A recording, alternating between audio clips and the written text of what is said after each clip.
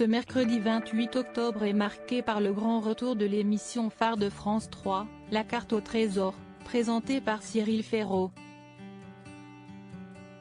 Pour cette troisième saison, la production a dû revoir tout le tournage puisque ce dernier s'est déroulé en juillet, juste après le déconfinement en France. La Carte au Trésor met en lumière le patrimoine français et permet aux téléspectateurs de découvrir de nouvelles villes de l'Hexagone, dont ils n'avaient même pas connaissance. Autant dire que cette émission permet un joli coup de publicité pour le secteur du tourisme.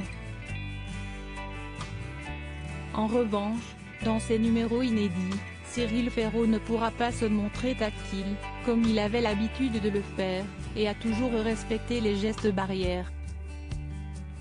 De la bonne humeur et du partage malgré ces quelques contraintes, il a précisé que l'ambiance de l'émission était toujours la même. Lors d'une interview accordée à 20 minutes, il a expliqué « La seule différence pour moi, c'est que ça m'interdit de prendre les candidats dans mes bras, de leur faire un check, de leur taper dans la main pour les féliciter.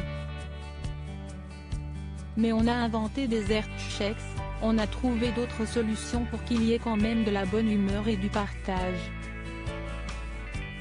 Des paysages sublimes par ailleurs, Cyril Ferraud a déclaré que la Carte au Trésor avait une mission supplémentaire.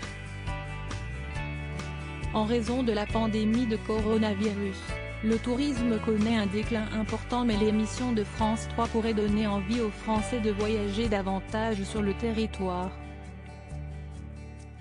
De manière humble, l'animateur a confié que ce serait bien présomptueux de le dire comme ça. Mais tous les offices de tourisme, tous les départements nous ont fait des retours ultra positifs après la diffusion de l'émission.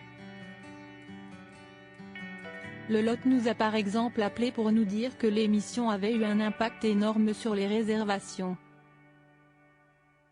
Il a par ailleurs ajouté, ce Covid empêche beaucoup de gens de voyager à l'étranger donc si la Carte au Trésor peut aider l'activité touristique du pays à faire comprendre aux gens qu'il est magnifique et qu'il n'y a pas besoin de faire 8 heures d'avion pour voir des paysages sublimes, c'est une fierté. Ce premier numéro de la Carte au Trésor montrera la beauté de la ville de Toulouse et de la région de Haute-Garonne. Par Solène Saab.